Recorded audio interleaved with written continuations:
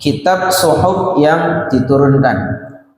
4 kitab Allah secara terperinci adalah Taurat bagi Nabi Musa diturunkan dengan membawa petunjuk, Zabur bagi Nabi Daud, dan Injil bagi Nabi Isa, serta Furqan atau Al-Quran bagi sebaik-baik kaum, yakni Nabi Muhammad sallallahu alaihi wasallam, sebaik-baik makhluk Nabi Muhammad sallallahu alaihi wasallam. Dan ada lembaran-lembaran suci atau suhuf yang diturunkan untuk Al-Khalil Nabi Ibrahim alaihissalam, dan Al-Kalim Nabi Musa yang di dalamnya mengandung firman dari Zat yang Maha Bijaksana lagi Maha Mengetahui. Baik, para bapak dan ibu yang saya hormati, setiap mukallaf, ingat-ingat mukallaf apa mukallaf? Wong Islam sing berakal, sudah balik, tidak terlahir dalam keadaan buta dan tuli, dakwahnya sudah sampai. Maknanya dibebani kewajiban. Kayak kita nih, mukallaf, wajib meyakini bahwa Allah Subhanahu wa taala menurunkan beberapa kitab samawi. Kitab samawi itu kitab yang diturunkan dari langit, yang diwahyukan kepada para nabi dan rasulnya. Di antara kitab-kitab itu ada yang dibukukan dan ada yang tidak kita ketahui sama sekali. Adapun kitab yang dibukukan ada 4. Kitab Taurat diturunkan kepada Nabi Musa, kitab Zabur diturunkan kepada Nabi Daud, kitab Injil diturunkan kepada Nabi Isa, dan kitab Al-Quran diturunkan kepada Nabi Muhammad sallallahu alaihi wasallam. Al-Quran tetap terjaga dari penyelewengan dan perubahan. Ini enggak ada kitab yang dijaga oleh Allah sebagaimana kitab Al-Quran. Nahnu nazzalna dzikra wa inna lahu lahafizun. Kami yang menurunkan Quran dan kami yang menjaga. Penjagaannya lewat hufaz. Banyak para penghafal Al-Quran. Indonesia ini ratusan ribu, mungkin jutaan yang hafal Al-Quran. Dan Quran itu kitab suci yang luar biasa, dihafal oleh orang yang faham dan tidak faham Quran. Yang nggak fahamnya pun hafal. Ada sebagian ulama yang mengatakan bahwa kalau kitab-kitab terdahulu yang hafal hanya nabinya saja, umatnya nggak hafal. Kalau Al-Quran bukan hanya nabinya, bukan hanya ulamanya, bocah cilik ya bisa hafal Quran.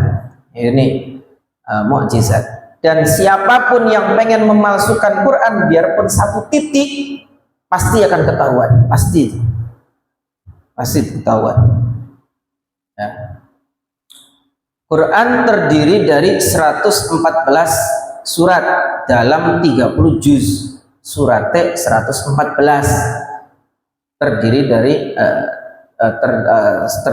114 surat dalam 30 juz. Jadi kalau ada orang, wah ini Pak, ini Bu, ini sudah hafal 30 juz, aja ditakoni, oh sudah hafal 30 juz, berapa juz lagi yang perlu dihafal? Ya harus pragat di 30 juz. Berapa juz lagi? Adapun jumlah ayatnya menurut Imam Ibnu Abbas 6.616 ayat. Menurut Imam Ibnu Abbas. Dan ulama berbeda pendapat, Pak, berapa jumlahnya ayat Quran. Ada yang mengatakan 6.000 ayat, ada yang mengatakan 6.214 ayat, sebagian lain mengatakan 6.219 ayat, ada yang berpendapat 6.236 ayat, 6.204 ayat, 6.226 ayat, 6.225 ayat. Ini saya tulis di catatan kaki nomor 179 di bawah, halaman 62. Kalau yang mengatakan 6.666, saya sendiri belum ketemu rujukan kitab induknya dari mana. ketemu mau ning LKS depan kan Mbak. LKS zaman sekolah. Yang menjadi pertanyaan saya, Bapak Ibu sampai seumur kini pernah durung ngitung ayat Quran, ngitung dewek. Yang madu ayatnya baik, aja diwaca masalah ayatnya baik.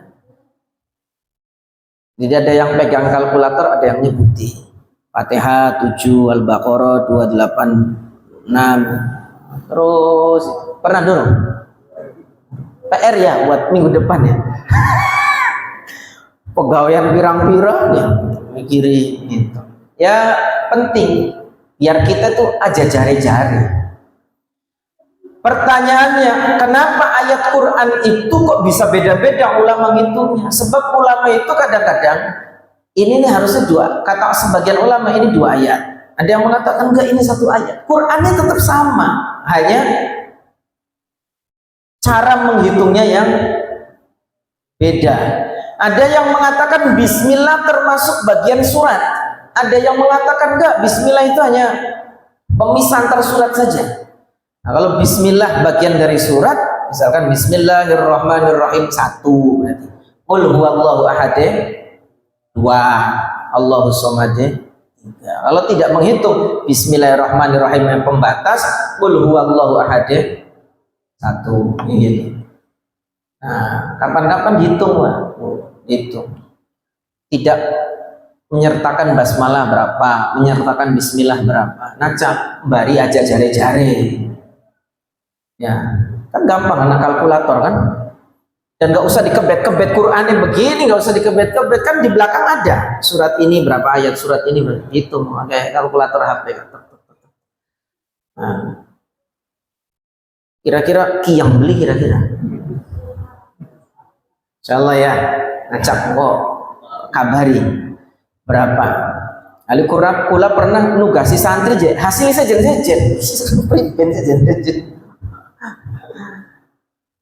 Ya, itu jumlah ayatnya. Terdiri dari 77.934 kalimat atau kata serta 333.671 huruf. Ada yang mengatakan lebih dari itu. Dia mengatakan lebih dari itu. Hari huruf sih kulai diki yang ngitungnya akan dulu sih. Madu ayatnya balah. Tapi memang ulama berbeda pendapat. Sayyidina Abdullah bin Abbas sepupunya Nabi mengatakan 6.616 ayat. Dan Quran ini unik Pak. Menurut psikologi Quran, sifat yang pertama kali disebut dalam Quran adalah sifat syak, ragu, mang-mang, was-was. Alif lam mim zalikal kitabu la raiba fi. Jangan ragu. Ayat terakhir mi alladzi yuwaswisu fi sudurin nas, was-was. Jadi penyakit itu biasa dari was-was. Tapi penyakit yang ada di bawah, yang terbawa sampai akhirat cuma satu. Dendam. Itu sampai di akhirat ada dendam. Sombong, pamer, ujub, riya nggak ada di akhirat. Tapi kalau dendam ada. Nah, suami nuntut istrinya, istri nuntut suaminya, anak nuntut orang tuanya, seorang teman nuntut temannya, nuntut tetangganya, itu dendam ada di akhirat. Nah, maka kita hilangkan dari sifat dendam ya Allah. Kalau nggak hilang di dunia pun di akhirat sampai ke bawah. Sombong gelang nggak ada sudah di akhirat nggak ada. Sombong rumah, punya rumah bagus, punya mobil mewah nggak ada di akhirat. Tapi kalau dendam masih ada. Nah, kita jangan jadi pendendam, pegel jadi pendendam, uripe pegel. Ya, hidupnya pegel. Para bapak dan ibu yang saya hormati, terkait dengan Al-Quran, Sayyidina Ali bin Abi Thalib radhiyallahu anhu atau karramallahu wajhah, beliau mengatakan, Quran itu jika dibaca di dalam sholat dan sholatnya sambil berdiri, satu hurufnya bernilai 100 pahala. Dibaca dalam sholatnya sambil berdiri, satu huruf 100 pahala. Bismillahirrahmanirrahim, 19 huruf, berarti bismillah 19 kali 100, 1900 kebaikan. Sampai waladdallin, amin, berapa hurufnya? 156. Kalau Maliki Yaumiddinnya dibaca panjang, kalau Maliki Yaumiddin dibaca pendek 155. Kalau bacanya dalam sholat kali 100 itu berapa pahala kita? Baru Fatihah deh, turun surat deh. Insyaallah. Ini Quran. Kalau sholatnya sambil duduk, kata Sayyidina Ali bin Abi Thalib, 50 pahalanya. Tiap hurufnya 50. Satu huruf 50. Kalau di luar sholat kita punya wudhu, tiap hurufnya 25. Kalau nggak punya wudhu, 10 tiap hurufnya. Jadi 10 itu yang nggak punya wudhu dan di luar sholat, 10. Dan membaca Al-Quran dengan melihat itu lebih besar pahalanya. Kenapa? Ada ibadah mata melihat Quran, tangannya megang, dibaca kedengaran telinganya, itu lebih banyak pahalanya. Ini Quran, dan Quran itu unik, Pak. Di Quran kata yaum artinya hari itu disebut 365 kali. Yaum, hari, 365 kali. Kata syahr, bulan, disebut dalam Quran 12 kali, menunjukkan dalam satu bulan ada as-sa'ah, itu yang didahului harf itu 24 kali, jam itu yang didahului harf itu 24 kali. Dan seimbang, dunia disebut 115 kali, akhirat juga 115 kali, malaikat 88 kali, setan juga 88 kali. Hayat, hidup disebut 145 kali, maut, kematian juga disebut 145 kali. Surga, neraka sama disebutnya 77 kali. Surga dan neraka. Iman dan kafir 25 kali. Zakat dan berkah itu sama disebut 32 kali. Yang paling unik, ya semua unik, tapi yang unik, bahar artinya laut, itu disebut 32 kali. Laut. Adapun bar itu maknanya daratan, itu disebut 13 kali. Bahar 32 kali, bar daratan 13 kali. Kalau laut 32 kali. Diotak-atik oleh ahli, 32 ditambah 13 berapa?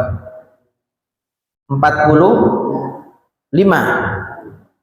Bahar laut 32 per 45 kali 100, 71,1%. Dan ternyata betul, laut itu dibanding dengan bumi itu cakupan laut dibanding dengan darat itu 71% laut itu, lautan itu. Dan bumi atau daratan, daratan itu 13 kali, 13 per 45 kali 100 itu 28,8%, sekitar 29% daratan itu. Dan menurut para ahli memang seperti itu.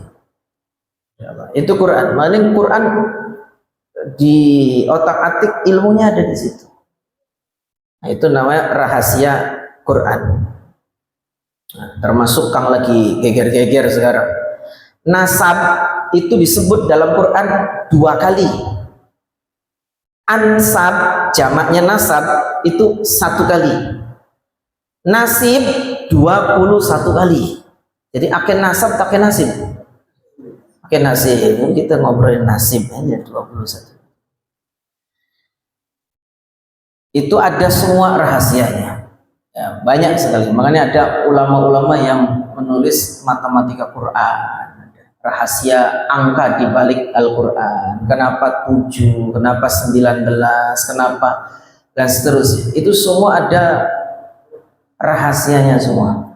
Sampai kayak di surat Fatihah ada huruf hijaiyah yang 28 itu dalam surat Fatihah ada yang tidak ada di situ. Apa ada hurufnya? Ini. Ada hurufnya. Apa rahasianya? Ada. Ya, semua ada. Nah, Quran itu luas. Iqra bismi rabbikal ladzi khalaq. Kenapa tidak iqra bismillah saja? Kenapa harus bismi rabbikal ladzi khalaq? Kenapa bismillah? Kenapa tidak billah saja? Kenapa harus dengan menyebut nama Allah? Kenapa tidak dengan menyebut Allah? Kenapa mesti nama? Itu ada rahasianya. Ya.